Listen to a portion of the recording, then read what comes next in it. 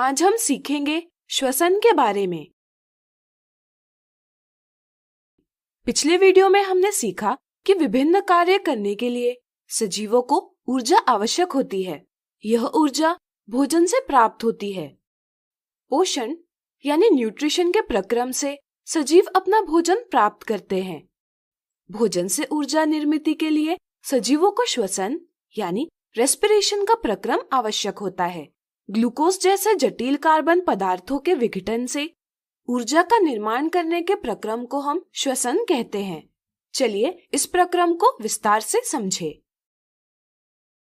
Oxygen की आवश्यकता के आधार पर हम श्वसन को वायवीय श्वसन और अवायवीय श्वसन इन दो प्रकारों में विभाजित कर सकते हैं। वायवीय श्वसन में ऑक्सीजन की उपस्थिति में ग्लूकोज को पूर्णतः कार्बन डाइऑक्साइड और जल में विखंडित किया जाता है और ऊर्जा प्राप्त की जाती है, जबकि अवायवीय श्वसन में ऑक्सीजन के बिना ग्लूकोज का विखंडन किया जाता है और ऊर्जा प्राप्त की जाती है। वायवीय श्वसन में अवायवीय श्वसन से अधिक ऊर्जा उत्पन्न होती है। इन दोनों विधियों का पहला चरण समान है। इसमें कोशिका के कोशिका द्रव्य यानी साइटोप्लाज्म में ग्लूकोज इस 6 कार्बन वाले अणु यानी मॉलिक्यूल का 3 कार्बन वाले अणु पाइरुवेट में विखंडन किया जाता है और ऊर्जा उत्पन्न की जाती है। प्राप्त पाइरुवेट से भी ऊर्जा का निर्माण किया जा सकता है, लेकिन इसकी विधि भिन्न हो सकती है। जैसे कोशिकांग यानी सेल ऑर्गेनल माइटोकॉन्ड्रिया में ऑक्सीजन की उपस्थिति में पाइरुवेट के अणु का विघटन कार्बन डाइऑक्साइड के 3 अणु और जल में होता है, जिसके दौरान ऊर्जा उत्पन्न होती है। इस प्रक्रम में ऑक्सीजन उपस्थित होता है, इसलिए हम इसे वायवीय श्वसन यानी एरोबिक रेस्पिरेशन कह सकते हैं। यीस्ट जैसे जीवों में किण्वन यानी फर्मेंटेशन के दौरान ऑक्सीजन की अनुपस्थिति में पाइरुवेट का इथेनॉल और कार्बन डाइऑक्साइड में विघटन किया जाता है, जिससे ऊर्जा उत्पन्न होती है। ऑक्सीजन की अनुपस्थिति में ऊर्जा निर्मित होने के कारण हम इसे अवायवीय श्वसन यानी एनएरोबिक रेस्पिरेशन कह सकते हैं। कभी कभी ज्यादा शारीरिक काम करने के दौरान ऊर्जा की आवश्यकता बढ़ जाती है। ऐसी स्थिति में पेशी कोशिकाओं यानी मसल सेल्स में ऑक्सीजन का अभाव हो जाता है। ऑक्सीजन के अभाव में ऊर्जा उत्पन्न करने के लिए कोशिकाएं पाइरुवेट का 3 कार्बन वाले अणु लैक्टिक अम्ल यानी लैक्टिक एसिड में विखंडन करती है और ऊर्जा प्राप्त करती है। लैक्टिक अम्ल का निर्माण होना क्रैम्प का कारण हो सकता है। ऊर्जा निर्माण की इस विधि को हम कुछ जीवाणुओं यानी बैक्टीरिया में भी देख सकते हैं। श्वसन के प्रक्रम से निर्मित ऊर्जा का प्रयोग तत्काल एडीपी और कार्बनिक फॉस्फेट के बीच आबंध यानी बॉन्ड बनाने के लिए किया जाता है, जिससे एटीपी अणु का निर्माण होता है। यह किसी बैटरी को चार्ज करने की तरह है। निर्मित एटीपी चार्ज की गई बैटरी की तरह कोशिका के क्रियाओं के लिए ऊर्जा का स्रोत बनकर उपस्थित होता है। ऊर्जा की आवश्यकता अनुसार एटीपी के फॉस्फेट अणुओं के बीच का आबंध तोड़कर ऊर्जा प्राप्त की जा सकती है। वायवीय श्वसन के लिए सजीवों को नियमित रूप से ऑक्सीजन प्राप्त करना तथा कार्बन डाइऑक्साइड को शरीर से बाहर करना आवश्यक होता है। पर्यावरण में ऑक्सीजन शरीर के अंदर लेना तथा कार्बन डाइऑक्साइड शरीर के बाहर निकालना श्वासन यानी ब्रीदिंग कहलाता है। श्वासन श्वसन प्रक्रम का एक भाग है। विभिन्न जीवों में श्वासन की अलग अलग विधियां देखी जा सकती है। एक कोशिक जीवों में गैसों का आदान प्रदान विसरण यानी डिफ्यूजन से किया जाता है। पौधों में गैसों का आदान प्रदान रंध्र यानी स्टोमेटा द्वारा होता है।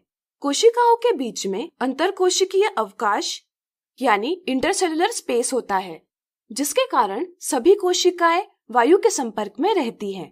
वे विसरण द्वारा कार्बन डाइऑक्साइड और ऑक्सीजन का आदान प्रदान करती हैं।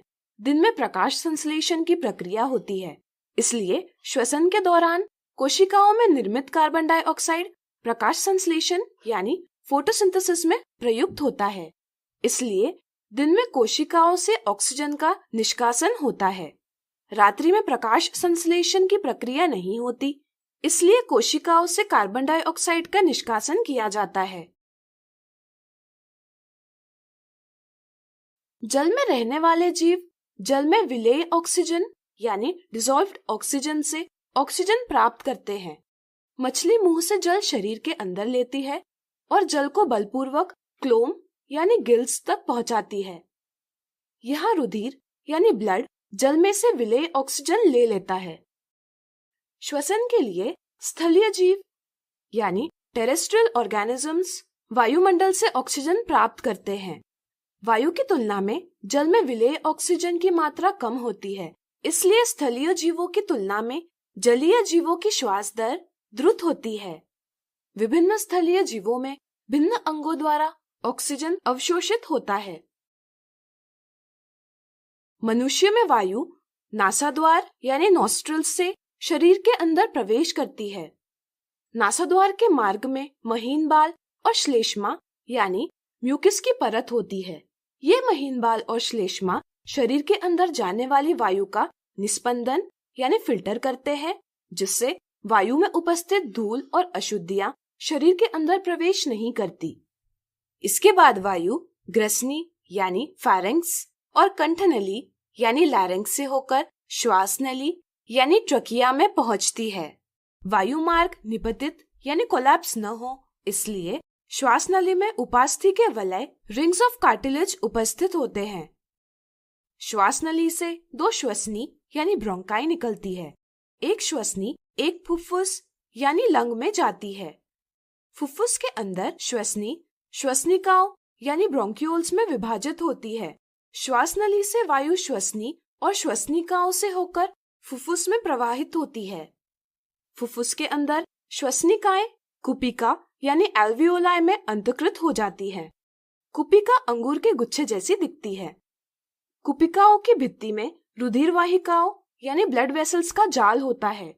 कुपिका की सतह पतली होती है, जिसके कारण कुपिका की सतह से ऑक्सीजन रुधिर में लिया जाता है और रुधिर में उपस्थित कार्बन डाइऑक्साइड कुपिका में छोड़ दिया जाता है। हम जानते हैं कि फुफ्फुस पसलियों यानी रिब्स के अंदर होते हैं। श्वास लेते समय डायफ्राम चपटा हो जाता है, जिसके कारण पसलियां ऊपर उठती है और वक्ष गुहिका यानी चेस्ट कैविटी बड़ी हो जाती है।